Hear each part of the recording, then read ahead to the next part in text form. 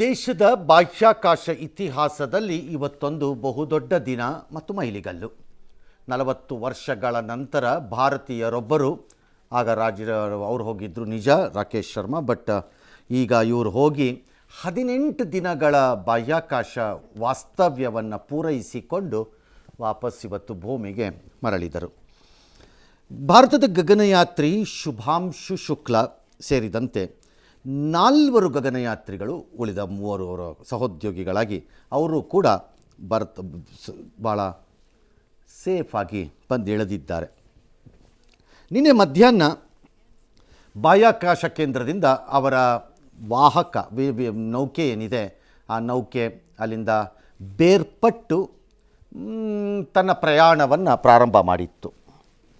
ಸುಮಾರು 23 ಗಂಟೆ ಹೆಚ್ಚು ಕಡಿಮೆ ಗಂಟೆಗಳ ದೀರ್ಘ ಪ್ರಯಾಣದ ನಂತರ ಇವತ್ತು ಮಧ್ಯಾಹ್ನ ನಮ್ಮ ಕಾಲಮಾನದಲ್ಲಿ 3 ಗಂಟೆ 1 ನಿಮಿಷ ಸುಮಾರಿಗೆ ಅಮೇರಿಕದ ಕ್ಯಾಲಿಫೋರ್ನಿಯಾ ರಾಜ್ಯದ ಸ್ಯಾನ್ ಸಮೀಪದಲ್ಲಿ ಅದು ಬಂದು ಸಮುದ್ರದಲ್ಲಿ ಅಪ್ಪಳಿಸಿತು. ಅದಾದ ನಂತರ ಅದನ್ನು ನೌಕೆಯನ್ನು ರಾತ್ರಿ ಹೊತ್ತು, ಅಲ್ಲಿ ರಾತ್ರಿ ಬಹು ಸಹಜವಾಗಿ, ಇಲ್ಲಿ ನಮಗೆ ಬೆಳಗ್ಗೆ ಮಧ್ಯಾಹ್ನ ಇತ್ತು, ಅಲ್ಲಿ ರಾತ್ರಿ ಅರ್ಲಿ ಮಾರ್ನಿಂಗ್ ಇತ್ತು ಅಲ್ಲಿ, ಆರ್ ಲಿಟಲ್ ಲೇಟ್ ರಾತ್ರಿ ಅಲ್ಲಿ ಈ ನೌಕೆಯನ್ನು ಎಲ್ಲಿ ಸ್ಪ್ಲ್ಯಾಶ್ ಡೌನ್ ಆಗತ್ತೆ ಇದು ಅನ್ನೋದಕ್ಕೆ ಮೊದಲೇ ಅವರಿಗೆ ಗೊತ್ತಿರುತ್ತೆ. ಅಂದರೆ ಗುಂಡು ಸೂಜಿಯಂತೆ ಇಲ್ಲೇ ಅಂತಲ್ಲ, ಇಷ್ಟು ಕಿಲೋಮೀಟರ್ ಒಳಗಡೆ ಇಷ್ಟು ಕಿಲೋಮೀಟರ್ನ ವ್ಯಾಪ್ತಿಯಲ್ಲಿ ಇದು ಲ್ಯಾಂಡ್ ಆಗತ್ತೆ ಅನ್ನೋದು ಇರುತ್ತೆ. ಆ ಲೆಕ್ಕಾಚಾರದ ಮೇಲೆ ಸ್ಪೀಡ್ ಬೋಟ್ಗಳು ಮತ್ತು ರಿಕವರಿ ಬೋಟ್ ಹಂಗೆ ಕರಿಬೋದು ಬೇಕಾದ್ರೆ, ಇವುಗಳು ತಯಾರಿ ಇರುತ್ತವೆ ಎಲ್ಲ ಕಡೆ. ಸಾಮಾನ್ಯ 2-3 ಇರುತ್ತೆ ಲ್ಯಾಂಡಿಂಗ್ ಸ್ಪಾಟ್ಸು, ಫೈನಲ್ ಒಂದು ಆಗಿರುತ್ತೆ, ಅವ್ರಿಗೆ ಗೊತ್ತಾಗತ್ತೆ ಆಮೇಲೆ ಲಾಸ್ಟಲ್ಲದು. ಅಲ್ಲಿಗೆ ಹೋಗಿ ಅದನ್ನು ರಿಕವರಿ ಮಾಡಿಕೊಂಡ್ರು, ಅವ್ರನ್ನ ಆಚೆ ಕರ್ಕೊಂಬಂದರು. ಹೇಗೆ ಅಂತ ಪ್ರಾಸೆಸ್ಸು ಮುಂದಕ್ಕೆ ಬಂದಾಗ ಏನಾದ್ರು ಇದ್ದರೆ ಹೇಳ್ಬೋದು. ಇದು ನೀರಿಗೆ ಇಳಿದು ಅದರಲ್ಲೂ ಅವರ ಮಗ ಕಾಣಿಸಿದಾಗ ಅವರ ತಂದೆ ತಾಯಿ ಸಹಜವಾಗಿ ಭಾವುಕರಾದರು. ತಾಯಿ ಕಣ್ಣೀರು ಹಾಕ್ತಾಯಿದ್ರು.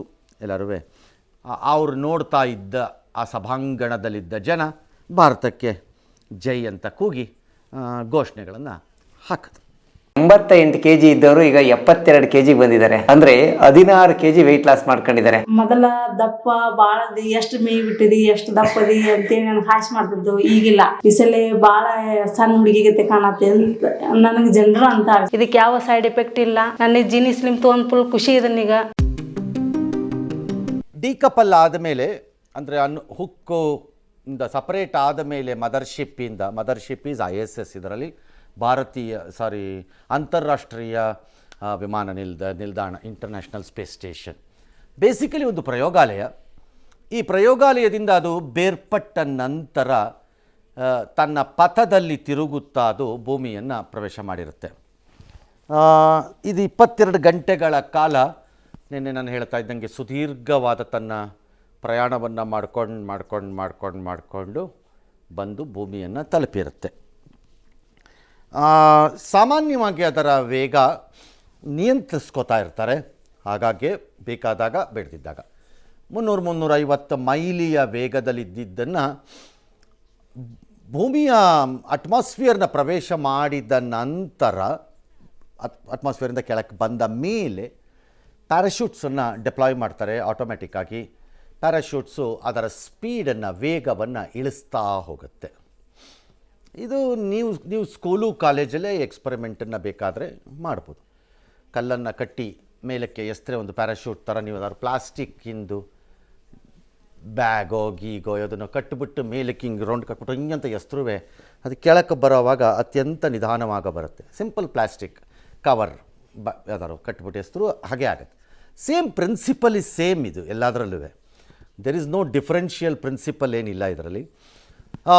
ಬಹು ಸಹಜವಾಗಿ ಗುರುತ್ವಾಕರ್ಷಣೆ ಇದೆ, ಹಾಗಾಗಿ ನಿಧಾನಕ್ಕೆ ಅದು ಕೆಳಕ್ಕೆ ಬರುತ್ತೆ. ಸುಮಾರು ಒಂದು 15-20 ಮೈಲಿ ಅಥವಾ ಮೈಲಿನೇ ವೇಗದಲ್ಲಿ ಬಂದು ಇಳಿಯುತ್ತೆ. ಸಾಮಾನ್ಯವಾಗಿ ಇದು ಭೂಮಿಯ ವಾತಾವರಣವನ್ನು ವಿಚ್ ಇಸ್ ವಿ ಕಾಲ್ ಅದು ಅಟ್ಮಾಸ್ಫಿಯರ್, ಅದು ಏನು ಹೇಳ್ತೀರಿ ನೀವು ಪ್ರವೇಶ ಮಾಡಿದಾಗ ಆ ಘರ್ಷಣೆ ಏನಿದೆ ಅದರಲ್ಲಿ, ಈ ಘರ್ಷಣೆಯ ಪ್ರಮಾಣ ಯಾವ ಲೆವೆಲ್ಗೆ ಹೋಗ್ತಾ ಇರುತ್ತೆ ಅಂತಂದರೆ ರಫ್ಲಿ ಅರೌಂಡ್ 3,500 ಡಿಗ್ರಿ ಫ್ಯಾರನೈಟ್ಗೆ ಹೋಗ್ತಾ ಇರುತ್ತೆ ಅದರ ಹೀಟ್, ಆ ಘರ್ಷಣೆಗೆ. ಅದಕ್ಕೆ ನೀವು ಆ ಕ್ಯಾಪ್ಸೂಲನ್ನು ನೋಡಿದಾಗ ಗೊತ್ತಾಗುತ್ತೆ, one side of the capsule burnout ಆದಂಗೆ ಆಗಿರುತ್ತೆ. ಒಳ್ಳೆ ದೋಸೆ ಸೀದೋದಂಗೆ ಆಗೋಗಿರುತ್ತೆ. You can see it. The pressure of the atmosphere versus ಈ ಕ್ಯಾಪ್ಸೂಲಲ್ಲಿ ಎಷ್ಟಿರುತ್ತೆ ಅಂದರೆ ಅದು ಅಷ್ಟು ಹೀಟನ್ನು ರೀಚ್ ಆಗಿರುತ್ತೆ. ಒಳಗಡೆ ಇವ್ರನ್ನ ಸೇಫಾಗಿ ಇಟ್ಕೊಳ್ಳೋ ತಂತ್ರಜ್ಞಾನ ಇರುವುದರಿಂದ ಇವರೆಲ್ಲ ಇರ್ತಾರೆ. ಅದು ಫೇಲ್ ಆಗಿದ್ದಕ್ಕೇ ಆಕೆ ವಿಮಾನದ ಒಳಗಡೆನೇ ಸುಟ್ಟು ಭಸ್ಮ ಆಗೋಗಿದ್ದಿದ್ದು. ಆಗ ಈ ಥರ್ಮಲ್ ಹೀಟ್ ಶೀಲ್ಡ್ ಅದು ಫೇಲ್ ಆಯಿತು. ಆಗಿದ ತಕ್ಷಣ ಇನ್ನು ಮಿನಿಟಲ್ಲಿ ಎಲ್ಲ ಕಾಣೆ ಆಗಿಬಿಟ್ರು ಪಟಾರ್ ಅಂತ. ಇಲ್ಲಿ ಇದು ಅಲ್ಲೇ ಅಷ್ಟೇ ಇದರಲ್ಲಿ ಬಂದಿರುತ್ತೆ. ತದನಂತರ ಕೂಲ್ ಆಫ್ ಆಗುತ್ತೆ. ಅದಾದ ಮೇಲೆ ಒಳಕ್ಕೆ ಬಂದ ಮೇಲೆ ಅದು ಸ್ಪ್ಲ್ಯಾಶ್ ಡೌನ್ ಅಂದರೆ ಸಮುದ್ರದಲ್ಲಿ ಬಂದದು ಇಳಿದ ನಂತರ ಸ್ಪೇಸಲ್ಲಿ ಮತ್ತು ಅದು ಅಟ್ಮಾಸ್ಫಿಯರ್ನ ಪ್ರವೇಶ ಮಾಡುವ ಸಂದರ್ಭದಲ್ಲಿ ಹಲವಾರು ಮಿನರಲ್ಗಳು ಅಥವಾ ಬೇರೆ ಬೇರೆ ಪದಾರ್ಥಗಳನ್ನು ತನ್ನ ಮೈ ಮೇಲೆ ಅದು ಕೂರಿಸ್ಕೊಂಡಿರ್ಬೋದು, ಸಂಗ್ರಹಿಸಿರ್ಬೋದು ವೆದರಲ್ಲಿ. It could be dangerous, non dangerous, ಏನು ಬೇಕಾದ್ರೂ ಆಗಿರ್ಬೋದು.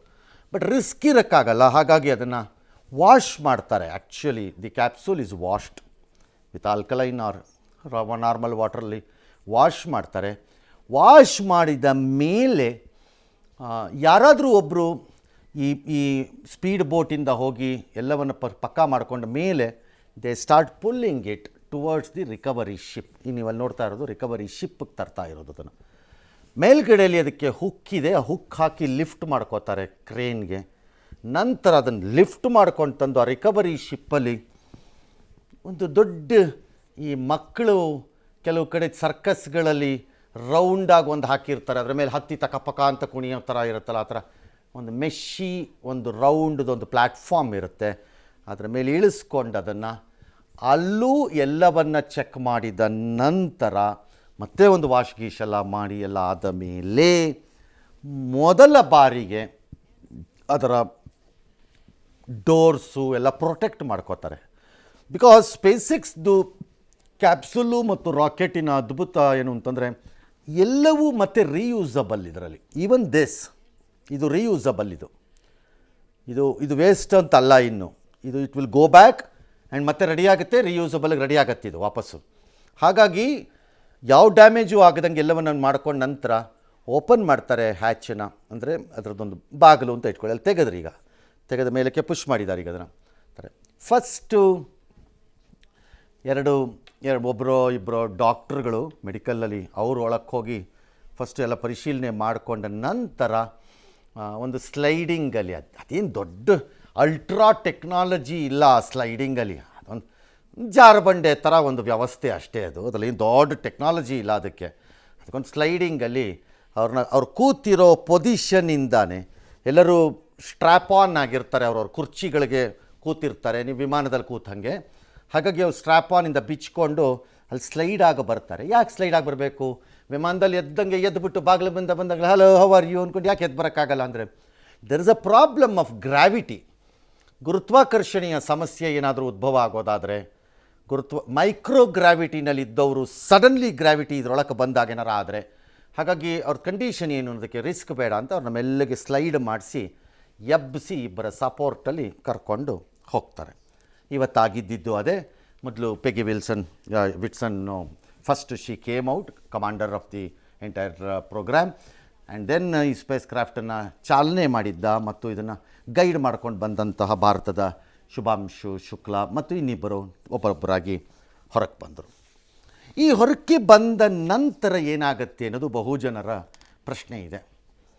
ಇವ್ರನ್ನ ಅಲ್ಲಿ ರಿಕವರಿ ಶಿಪ್ಪಲ್ಲಿ ತಂದ ಮೇಲೆ ಅದಾದ ನಂತರ ಅಲ್ಲಿ ಬೇಸಿಕ್ ಮೆಡಿಕಲ್ ಟೆಸ್ಟ್ಸ್ ಎಲ್ಲ ಮುಗಿದ ನಂತರ ಅವ್ರನ್ನ ಹೆಲಿಕಾಪ್ಟರ್ಗಳಲ್ಲಿ ಭೂಮಿಗೆ ಕರ್ಕೊಂಬರ್ತಾರೆ. ಯಾಕಂದರೆ ಸಮುದ್ರದ ಮಧ್ಯದಲ್ಲಿ ಇಳಿದಿದ್ದಾರೆ, ಮಧ್ಯಾಹ್ನ ಸ್ವಲ್ಪ ಹತ್ತಿರಕ್ಕೋ ಇಳಿದಿದ್ದಾರೆ. ಅಲ್ಲಿಂದ ಹೆಲಿಕಾಪ್ಟ್ರಲ್ಲಿ ಕರ್ಕೊಂಬರ್ತಾರೆ somewhere to the shores of the San Diego ಎಲ್ಲಿಗೋ ಕರ್ಕೊಂಬರ್ತಾರೆ. ಕರ್ಕೊಂಬಂದ ನಂತರ ಐ ಥಿಂಕ್ ಸ್ವಲ್ಪ ರೆಸ್ಟ್ ಆಗುತ್ತೆ ಅಂತ ಅಂದ್ಕೊಂಡಿದ್ದೀನಿ. ಅದಾದ ನಂತರ all of them will be shifted to ಹ್ಯೂಸ್ಟನ್ಗೆ ಶಿಫ್ಟ್ ಮಾಡ್ತಾರೆ. The headquarters of NASA ಅಲ್ಲಿಗೆ ಶಿಫ್ಟ್ ಮಾಡ್ಕೋತಾರೆ. ಒಂದು 6 ದಿನ 7 ದಿನ ಕ್ವಾರಂಟೈನ್ಗೆ ಹೋಗ್ತಾರೆ for variety of reasons.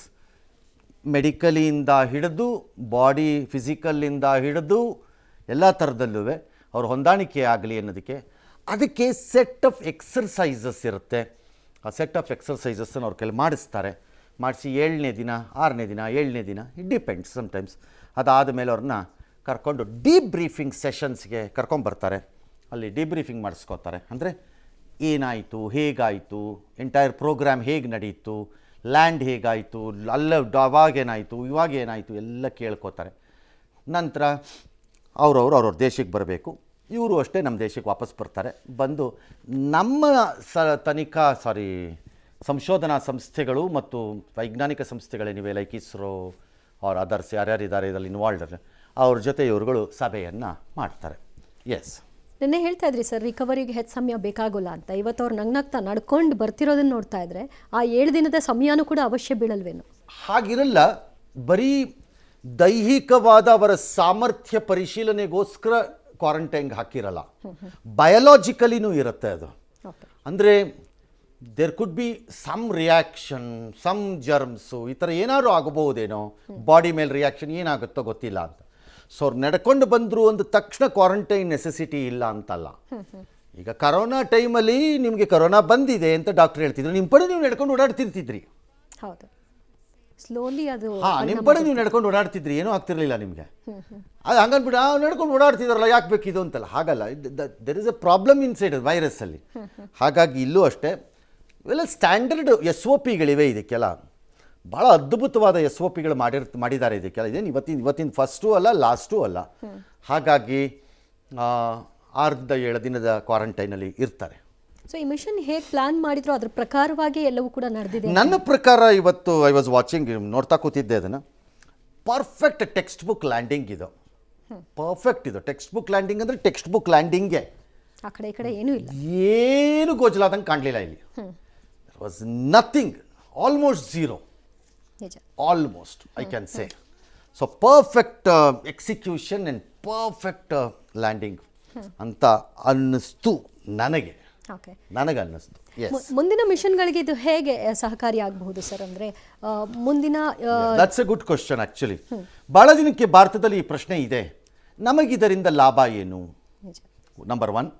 Number 2, ನಮ್ಮ ಭಾರತಕ್ಕೆ ಏನು ಲಾಭ ಆಗುತ್ತೆ ಇದರಲ್ಲಿ ಅನ್ನೋದು ನಂಬರ್ 2.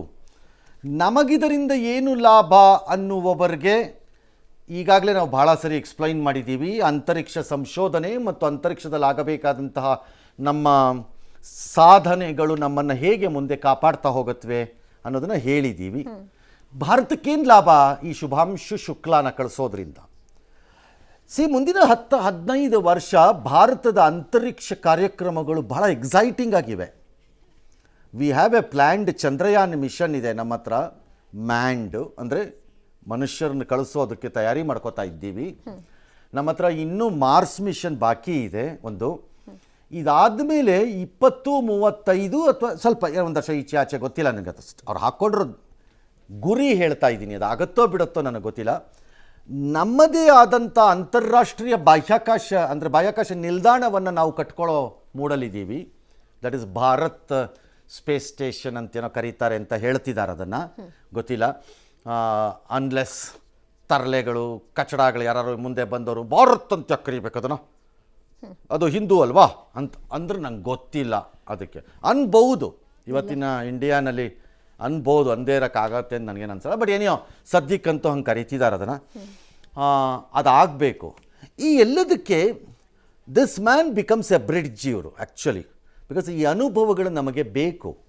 ಯಾಕಂದರೆ ನಾವು ನಾಳೆ ಮ್ಯಾಂಡ್ ಮಿಷನನ್ನು ಮನುಷ್ಯರನ್ನ ಕಳಿಸ್ಬೇಕು, ಯಾರನ್ನಾರುವೆ ನಾವು ಅಂದರೆ ಗಗನಯಾತ್ರಿಗಳನ್ನಾಗಿ ಕಳಿಸ್ತೀವಿ ಸ್ಪೇಸ್ಗೆ ಅಂದಾಗ ನಮ್ಗೆ ಅನುಭವಗಳು ಬೇಕು, ಮತ್ತು ಅದಕ್ಕೆ ಬೇಕಾದಂಥ ಕೆಲವು ವ್ಯವಸ್ಥೆಗಳಾಗಬೇಕು. ಫಾರ್ ಎಕ್ಸಾಂಪಲ್, ಈಗ ಈ ಸ್ಪೇಸ್ ಕ್ಯಾಪ್ಸೂಲ್ ಏನು ನೋಡಿದ್ದೀರಿ ಇದನ್ನು ನೀವು, ಇದನ್ನು ನಾವು ಆಗಲೇ ಮಾಡಿದ್ದೀವಿ ಇಂಡಿಯಾನಲ್ಲಿ, ನಾವು ಮಾಡ್ಕೊಂಡಿದ್ದೀವಿ. ISRO has already tested it, ಅದನ್ನಾಗಲೇ ಪರೀಕ್ಷೆ ಮಾಡಿದೆ ಇಸ್ರೋ. ಅಂದರೆ ಕೆಳಗೆ ಬಿಟ್ಟು ವಿಮಾನದಿಂದ ಇದನ್ನು ಬಿಟ್ಟು ಅದನ್ನು ಸಮುದ್ರದಲ್ಲಿ ಸ್ಪ್ಲಾಶ್ ಡೌನ್ ಮಾಡಿಸಿ ಟೆಸ್ಟ್ ಮಾಡಿದ್ದಾರೆ ಇದನ್ನು. ಹಾಗಾಗಿ ನಾವು we are on the way, ಆ ದಾರಿಯಲ್ಲಿ ಇದ್ದೀವಿ ನಾವು. ಹಾಗಾಗಿ ನಮಗೆ ಮುಂದಿನ 10-12 ವರ್ಷ ದಿಸ್ ಮ್ಯಾನ್ ಒಂಥರ ರಿಸೋರ್ಸ್ ಪರ್ಸನ್ ಆಗಿರ್ತಾರೆ ಇವರು. ನಮಗೆ ಇರಬೇಕು, ಇರ್ತಾರೆ, ಆಬ್ವಿಯಸ್ಲಿ ಇರ್ತಾರೆ, ರಿಸೋರ್ಸ್ ಪರ್ಸನ್ ಆಗಿರ್ತಾರೆ ಇವರು. ಬಹಳ ಜನಕ್ಕೆ ಮುಂದೆ ಹೋಗಬೇಕಾಗಿ ಬರೋರುಗಳಿಗೆ he will become sort of a guide type, a link ಅಂತಾರ. ಓಕೆ, ಹಾಗಾಗಿ ನಮ್ಗೆ ಅದು ಲಾಭ. ಎಸ್. ಐತಿಹಾಸಿಕ ಬಾಹ್ಯಾಕಾಶಯಾನದ ನಂತರ ಭೂಮಿಗೆ ಮರಳಿದ ಶುಭಾಂಶು ಶುಕ್ಲಾ ಸಾಧನೆಯನ್ನು ಇಡೀ ದೇಶ ಕೊಂಡಾಡ್ತಾ ಇದೆ. ಶುಭಾಂಶು ಶುಕ್ಲಾ ಕೋಟ್ಯಾಂತರ ಕನಸುಗಳಿಗೆ ಸ್ಫೂರ್ತಿಯಾಗಿದ್ದಾರೆ ಅಂತ ಮೋದಿ ಶ್ಲಾಘಿಸಿದ್ದಾರೆ. ಜೊತೆಗೆ ಅವರನ್ನ ಸ್ವಾಗತಿಸಲು ನಾನು ಕಾತರನಾಗಿದ್ದೇನೆ. ತಮ್ಮ ಸಮರ್ಪಣೆ, ಧೈರ್ಯ ಮತ್ತು ಪ್ರವರ್ತಕ ಮನೋಭಾವದಿಂದ ಕೋಟ್ಯಾಂತರ ಕನಸುಗಳಿಗೆ ಸ್ಫೂರ್ತಿಯಾಗಿದ್ದೀರಿ ಅಂತ ಎಕ್ಸ್ನಲ್ಲಿ ಪೋಸ್ಟ್ ಮಾಡಿದ್ರು. ಇನ್ನು ಕಾಂಗ್ರೆಸ್ ನಾಯಕರ ಕೊಂಕು ಮಾತುಗಳಿಗೇನು ಕಮ್ಮಿ ಇಲ್ಲ. ಉದಿತ್ ರಾಜ್ ಅಂತ ಜಾತಿಯನ್ನ ತುರುಕಿದ್ದಾರೆ. ರಾಕೇಶ್ ಶರ್ಮಾರನ್ನ ಅಂತರಿಕ್ಷಕ್ಕೆ ಕಳಿಸುವ ಸಂದರ್ಭದಲ್ಲಿ SC ST OBC ಅವರು ಅಷ್ಟೊಂದು ಓದಿರಲಿಲ್ಲ, ಸರಿ. ಆದರೆ ಈಗ ಈ ಬಾರಿ OBC ಅಥವಾ ದಲಿತರನ್ನ ಬಾಹ್ಯಾಕಾಶ ಕೇಂದ್ರ ಕಳಿಸಬಹುದಿತ್ತಲ್ಲ ಅಂತ ಪ್ರಶ್ನೆ ಮಾಡಿದ್ದಾರೆ. ಮತ್ತು ಶುಭಾಂಶು ಶುಕ್ಲಾ ಯಾವುದೇ ಪರೀಕ್ಷೆಯನ್ನ ಬರೆದು ಹೋಗಲಿಲ್ಲ, ನಾಸಾ ಯಾವುದೇ ಪರೀಕ್ಷೆಯನ್ನ ನಡೆಸಿಲ್ಲ. ಆಲ್ ರೈಟ್, ಬಿಡ್ರಿ, ಕೊಳಕು ಬಾಯಿಗಳಿಗೆ ಏನು ಮಾಡೋಕ್ಕಾಗಲ್ಲ ನಾವು. ಈ ವ್ಯಕ್ತಿನ ಎಲ್ಲಿವರೆಗೆ ನೀವು TVನವರು ತೋರಿಸೋದನ್ನು ನಿಲ್ಲಿಸಲ್ವೋ ಅಲ್ಲಿವರೆಗೂ ಈ ಗಟರ್ ಟಾಕು ಈ ವ್ಯಕ್ತಿಯಿಂದ ದೂರ ಹೋಗಲ್ಲ. ಆತ ಹುಡುಕ್ತಿರೋದೇ ಅಂತ ಗಟರ್ ಟಾಕ್ಸನ್ನು, ಕಾರಣ ಪಬ್ಲಿಸಿಟಿ ಅಷ್ಟೇ, ನಥಿಂಗ್ ಬಟ್ ಇದು. ಆ್ಯಂಡ್ ಅದನ್ನು ನೋಡಿಕೊಂಡು ಕೂತ್ಕೊಳ್ಳೋ ಅಂತಹ ಹೀನಾಯ ಕಾಂಗ್ರೆಸ್ ಪಕ್ಷ ಅಂತ ಕರಿತೀನಿ ನಾನು. I want to ask this, the greatest brilliant person of Congress, ಎಂತೆಂಥವ್ರನ್ನ ಇಟ್ಕೊಂಡಿದ್ದೀರ್ರಿ, ನಾಚಿಗೆಟ್ಟವ್ರುಗಳು, ಹೇಳೋರು ಇಲ್ವೇನ್ರಿ ಯಾರೂ ಇದಕ್ಕೆಲ್ಲ? ಯಾರು ಹಾಕ್ಕೊಳ್ಳಿ, I want to ask back, ಒಂದು ಪ್ರಶ್ನೆ ಕೇಳಬೇಕು. ಲೋಕಸಭೆಯಲ್ಲಿ ಪ್ರತಿಪಕ್ಷದ ನಾಯಕನಾಗಕ್ಕೆ ದಲಿತ ಮತ್ತು ಬ್ಯಾಕ್ವರ್ಡ್ ಕ್ಲಾಸಲ್ಲಿ ಯಾರೂ ಇರಲಿಲ್ವೇನಪ್ಪ? ಯಾಕಪ್ಪ ರಾಹುಲ್ ಗಾಂಧಿ ಬೇಕಾಗಿತ್ತು?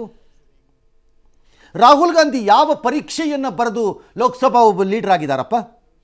ಯಾವ ಪರೀಕ್ಷೆ ಬರೆದಿದ್ದಾರ್ರಿ Rahul Gandhi? Has he written any exam?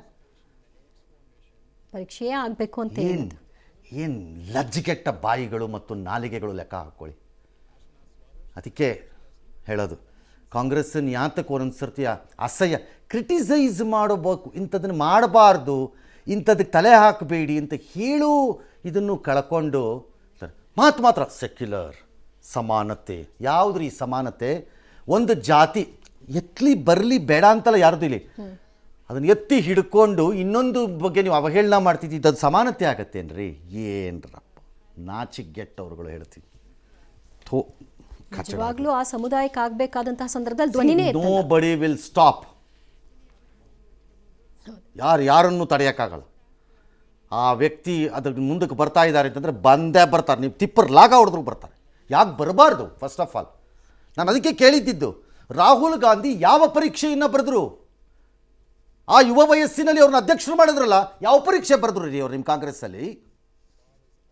ನಾಚಿಕೆಟ್ಟವರು ಲೀಡರ್ನ ಮೆಚ್ಚಿಸಲಿಕ್ಕೆ ಅಯೋಗ್ಯತನವನ್ನು ಕೆಲವರು ತೋರಿಸ್ತಾ ಹೋಗ್ತಾರೆ. ಎಸ್, ಯೆಮೆನ್ನಲ್ಲಿ ಮರಣದಂಡನೆ ಶಿಕ್ಷೆಗೆ ಗುರಿಯಾಗಿರುವ ಭಾರತೀಯ ನರ್ಸ್ ನಿಮಿಷಾ ಪ್ರಿಯಾಗೆ ತಾತ್ಕಾಲಿಕ ರಿಲೀಫ್ ಸಿಕ್ಕಿದೆ. ನಾಳೆ ನಿಗದಿಯಾಗಿದ್ದ ಮರಣದಂಡನೆ ಶಿಕ್ಷೆ ಮುಂದೂಡಿಕೆಯಾಗಿದೆ. ಕೇರಳ ಮೂಲದ ನಿಮಿಷಾ ಜುಲೈ 2017ರಲ್ಲಿ ಯೆಮೆನ್ನಲ್ಲಿ ವ್ಯವಹಾರ ಪಾಲುದಾರನ ಕೊಲೆ ಪ್ರಕರಣದಲ್ಲಿ ತಪ್ಪಿತಸ್ಥೆ ಅಂತ ಸಾಬೀತಾಗಿತ್ತು. ಗಲ್ಲು ಶಿಕ್ಷೆಗೆ ಒಳಗಾಗಿದ್ರು. ಅನಂತರದಲ್ಲಿ ಮಾತುಕತೆ ನಡೀತಾ ಇತ್ತು ಅವರನ್ನು ರಕ್ಷಣೆ ಮಾಡೋ ಸಲುವಾಗಿ. ಕೇರಳದ ಕಾಂತಪುರಂ ಧರ್ಮಗುರು AP ಅಬೂಬಕರ್ ಮುಸ್ಲಿಯಾರ್ ಅವರ ಮಾತುಕತೆ ಬಳಿಕ ಯೆಮೆನ್ನ ಸೂಫಿ ವಿದ್ವಾಂಸ ಶೇಖ್ ಹಬೀಬ್ ಉಮರ್ ಈ ವಿಷಯದಲ್ಲಿ ಮಧ್ಯಸ್ಥಿಕೆ ವಹಿಸಿದ್ರು. ಇದೀಗ ಮೃತ ತಲಾಲ್ ಅಬೋ ವಹಿದಿ ಕುಟುಂಬಕ್ಕೆ ದಯಾದಾನ ನೀಡೋ ಮೂಲಕ ಮರಣದಂಡನೆಯಿಂದ ಪಾರಾಗುವ ಬಗ್ಗೆ ಮಾತುಕತೆ ನಡೀತಾ ಇದೆ. ದಯಾದಾನ ಅಂತ ಸ್ವಲ್ಪ ಪಾಲಿಶ್ಡ್ ಆಗಿ ವರ್ಡ್ ಯೂಸ್ ಮಾಡ್ತಿದ್ರಿ. ನಥಿಂಗ್ ಬಟ್ ಬ್ಲಡ್ ಮನಿ ಅಂತ ನಾನು ನಿನ್ನೆ ಹೇಳ್ತಾ ಇದ್ದಿದ್ದು. ಈ ಪ್ರಕರಣದಲ್ಲಿ ಅದು ಒಂದೇ ದಾರಿ ಇರೋದು, ಇನ್ಯಾವ ದಾರಿಯೂ ಇಲ್ಲ. ಅವರು ಬ್ಲಡ್ ಮನಿ ಒಪ್ಪದರೆ ಆಕೆಯನ್ನು ಯಾವ ಸಮಸ್ಯೆಯೂ ಇಲ್ಲದೆ ಬಿಡುಗಡೆ ಮಾಡಬಹುದು. ಆದರೆ ಆ ಮೃತನ ಕುಟುಂಬ ಒಪ್ಪಬೇಕಾಗುತ್ತೆ ಸರ್. ಯಾರು ಘಾಸಿಗೆ ಒಳಗಾಗಿದ್ದಾನೋ ಅವರ ಕುಟುಂಬ ಅದನ್ನು ಒಪ್ಪಬೇಕು. ಒಪ್ಪಿದ್ರೆ ಆಗತ್ತೆ, ಅದರಲ್ಲಿ ಯಾವ ಸಮಸ್ಯೆನೂ ಆಗಲಿಕ್ಕಿಲ್ಲ. ಹಿಂದೆ ಕುಲಭೂಷಣ್ ಜಾಧವ್ದು ಅಂದರು, ಅವ್ರೇನು ಬಿಡುಗಡೆ ಆಗಿಲ್ಲ, ಅಲ್ಲೇ ಇನ್ನೂ ಇದೆ, ಜಾರಿ ಆಗಿಲ್ಲ. ಇನ್ನು ಆಯಾ ದೇಶಕ್ಕೆ ತಕ್ಕಂತೆ ಆಗಿದೆ. ಕೆಲವೊಮ್ಮೆ ಬಚಾವ್ ಆಗ್ತೀವಿ. ಫಾರ್ ಎಕ್ಸಾಂಪಲ್ ಈ ಕತಾರ್ನಲ್ಲಿ ನೌಕಾಪಡೆ ಸಿಬ್ಬಂದಿ ಹೋಗಿ ಅದೇನೋ ಗೂಢಚಾರಿಕೆ ಮಾಡ್ತಿದ್ರು ಅಂತ ತಗಲಾಕೊಂಡ್ರು. ಏನೋ ಮೋದಿಗೆ ಒಂದು ಯಾವುದೋ ಒಂದು ಫ್ರೆಂಡ್ಶಿಪ್ ಇತ್ತು, ಅಡ್ಜಸ್ಟ್ ಮಾಡಿ ಯಾರಿಗೋ ನಮಸ್ಕಾರ ಹಾಕಿ ಫೋನ್ ಮಾಡಿ ಕಾಲ್ ಮಾಡ್ಕೊಂಡು ಅವ್ರನ್ನ ಬಿಡಿಸ್ಕೊಂಡು ಕರ್ಕೊಂಬಂದ್ಬಿಟ್ರು ವಾಪಸ್ ಅಡ್ಜಸ್ಟ್ ಮಾಡಿಬಿಟ್ಟು. ಈ ಥರ ಕೆಲವು ಸರಿ ಆಗತ್ತೆ. ಮತ್ತು ಕೆಲವು ದೇಶಗಳ ಜೊತೆ ರಾಜತಾಂತ್ರಿಕ ಸಂಬಂಧಗಳು ಡೇ ಟು ಡೇ ವ್ಯವಹಾರದಲ್ಲಿ, ದಿನನಿತ್ಯ ವ್ಯವಹಾರಗಳಲ್ಲಿ ಇದ್ದಾಗ ಇಂಥವನ್ನೆಲ್ಲ ಮಾಡಿಸೋದು ಸುಲಭ. ಸ್ವಲ್ಪ ಪ್ರೆಷರ್ ಹಾಕೋದು ಮಾಡೋದು, ಎಕ್ಸೆಪ್ಟ್ ಪಾಕಿಸ್ತಾನ ಬಿಟ್ಬಿಡಿ, ಸುಲಭ ಅದು. ಬಟ್ ಇಲ್ಲದೇ ಇದ್ದಾಗ ಏನು ಮಾಡಬೇಕು?